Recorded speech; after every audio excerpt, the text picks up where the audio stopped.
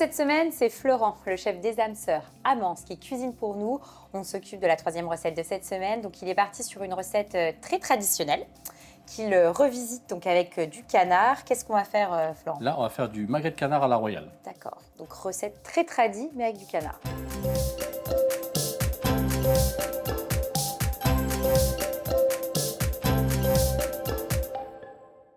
On commence par quoi, Florent? Alors, on va commencer par préparer le canard. Ça marche. Donc, magret de canard. Magret de canard du sud-ouest. Là, on Oui. est sur un magret de 480, 500 grammes. Oui. Une belle portion. Ouais. Donc, on va partiellement le dégraisser. D'accord, donc tu vas le préparer. Voilà, délicatement, on décale un peu la peau Mhm. sur les côtés pour pas qu'il y ait trop d'excédent de graisse. D'accord. Ça, attention, on garde bien. Parce Oui. que c'est là où on peut faire des pommes de terre avec la graisse de canard. Mhm. Moi, généralement, je les récupère, je les mets dans une casserole sur le coin du feu. Je le fais fondre tranquillement. D'accord, et comme ça, tu as récupéré ta... Et comme ça, j'ai récupéré la Tu n'as graisse eu de canard. aucune perte, et en plus de ça, tu vas pouvoir les utiliser pour assaisonner et cuire. Des garnitures. Et là, comme là, par ici, un pressé de pommes de terre. D'accord, donc là, c'est un pressé de pommes de terre que tu as fait avec la Avec les graisse chutes de canard. Voilà, qu'on a cuit au four délicatement et qu'on va utiliser un petit peu après. Ça Donc marche. là, on enlève Oui, tu le pars. Hein. des suppléments de petits nerfs pour éviter qu'à la cuisson, ils se raidissent. Et donc là, un magret comme ça, c'est pour combien de personnes? Alors, dans notre menu, c'est la moitié d'un magret, parce qu'on a le portion menu, portion carte. Et à la carte, c'est une portion entière. Ah oui, d'accord. Ok. Voilà. Une fois qu'on a dégraissé, on va le quadriller Oui, bah ça, sans c'est- entamer la chair. Ouais, donc ça, il faut faire très attention. Tu le quadrilles pour que finalement la graisse se libère et puisse nourrir ta viande. C'est ça. On l'assaisonne, Oui. donc de gros sel. Donc, gros sel, t'en mets pas mal. Il faut y aller parce que c'est quand même une belle portion. Pareil Et pour le poivre. du poivre. Encore un petit peu de sel. On tapote pour que ça s'imprègne bien. Mhm. Et là, la particularité, c'est que nous, on va le faire directement dans notre four à bois. D'accord, oui, toi, tu cuis tout ici au four à bois. Hein. Le maximum possible. Donc, côté peau, Alors, à la maison, si on n'a pas un four à bois, on fait comment? on va Tu me conseilles de le marquer et après de finir la cuisson de au finir four? au four tranquillement. D'accord. On À démarre combien? à froid. Ah, Et à on froid. le démarre à froid pour que la graisse se fonde tranquillement et D'accord. n'agresse pas la viande.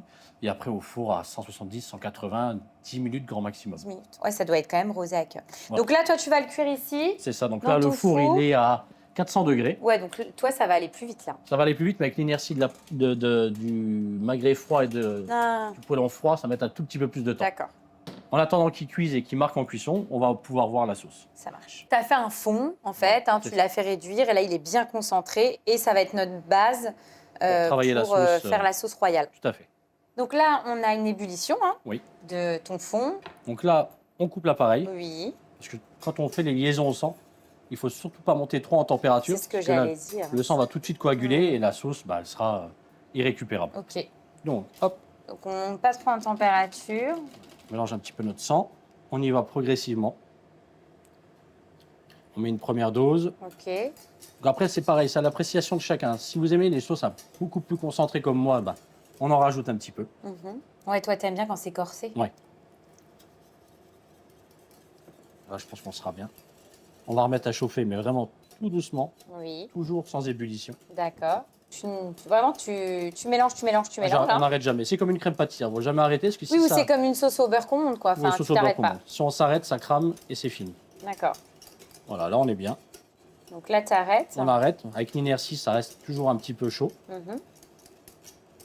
Après, il suffit de goûter pour voir où on en est, même niveau assaisonnement. Mais là, on voit déjà qu'elle est devenue Ouais. épaisse comme on aime. Là, c'est très bien comme ça. Et à la fin, suivant tu les... rajoutes, on des rajoute petits quelques carrés de chocolat. Alors là, Alors, c'est juste pourquoi? Pour la couleur ou pour Alors, le goût quand même? c'est pour le goût malgré tout, pour la couleur, pas vraiment parce que là, la sauce, Ouais, elle c'est ne ce que changera j'allais pas de dire, teinte. hein. Mais pour le lièvre à la royale, quand on rajoutait du chocolat, c'était pour casser le côté très puissant du lièvre. Donc là, je pense que 3-4 carrés de chocolat, Ça suffit ça largement. suffira largement. Voilà, là, on est sur une belle texture. On est sur quelque chose de bien sirupeux. Ah ouais. Ah, et puis, si on fait la trace avec le doigt comme on fait pour certaines sauces, voilà, ça ne bouge plus. On est bien. Et c'est très bien comme ça. Donc, Super. elle est prête, on réserve et puis on va terminer notre magret. Donc là, on va vérifier le magret. D'accord. Alors On en est attention, où? Je m'éloigne. on va vérifier la coloration. Là, comme ça, on est très bien. C'est top. Hein. Il est caramélisé comme on aime. On va attendre un petit peu qu'il se calme. Oui. Hop, je vais reprendre un autre plat. Donc tu le réserves dans un autre Voilà. plat. Celui-là, on le garde de côté parce que, pareil, on va filtrer après la graisse de cuisson qu'on va récupérer pour d'autres préparations. Ok. Donc là, on... tu as ton écrasé de... Pas ton écrasé, ton pressé pressé de pommes de terre à la graisse de canard. C'est ça, Donc avec on va un petit peu remettre de à température. Donc voilà, on va remettre à température, mais on va l'agrémenter de champignons éringui. D'accord, je connaissais pas du tout. C'est quoi comme... Petit croisement de champignons entre pleurote et cèpe. C'est ce que j'allais dire, ça ressemble à des petites cèpes. Voilà, on en met, on va dire que pour une portion, 4-5 champignons, ce sera très bien. D'accord. On sale les champignons, parce que le pressé, nous, on l'avait déjà assaisonné en amont. Tu récupères ta graisse de canard. L'exemple concret, on met un tout petit peu de graisse pour la cuisson. Sur les pommes de terre légers et sur les champignons. Et on va remettre dans notre four à bois. Super. Hop. Et on va le laisser gratiner tranquillement. Ok. Donc là, on a notre... pressé de pommes de terre. Pressé de pommes de terre.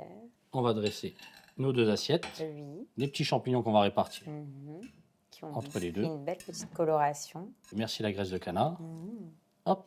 Et on termine avec notre magret. Voilà, il a tiré tranquillement et on voit bien que là, tout ce sang-là n'ira pas dans l'assiette. Donc on fait deux petites entames pour avoir quelque chose d'assez régulier.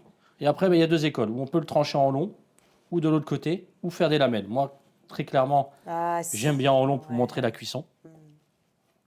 Voilà. Et là, on est sur quelque chose vraiment pour les amateurs de rosé. Là, on est bien garni. Ouais, super. Voilà. Et puis, il n'y a pas besoin de beaucoup plus. Une bonne pomme de terre, celui-ci un peu moins régulier, il ne tiendra pas. On va le caler comme ça. Et là, alors après, pareil, on va faire deux assiettes différentes parce qu'il y a deux écoles. Il y a les gens qui aiment avec la sauce directement dessus. Ou bien, on peut aussi la présenter sur le côté. Sur le côté, et les gens prendront ce qu'ils ont besoin. Bon, on va goûter, nous. C'est parti, je vais aller chercher ce qu'il faut. Bon, en tout cas, la cuisson a l'air top.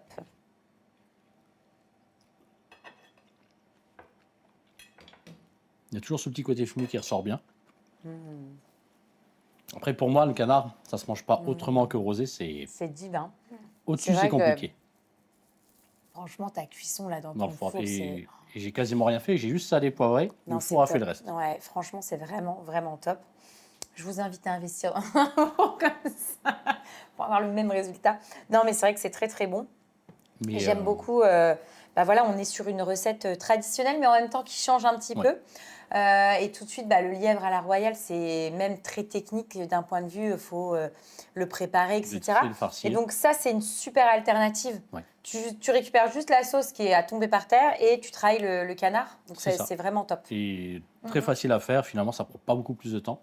Bon, vous n'avez pas de four à bois, mais prenez le barbecue, ça revient. Ça marche aussi. Ça marche aussi. C'est vraiment, vraiment, vraiment belle recette.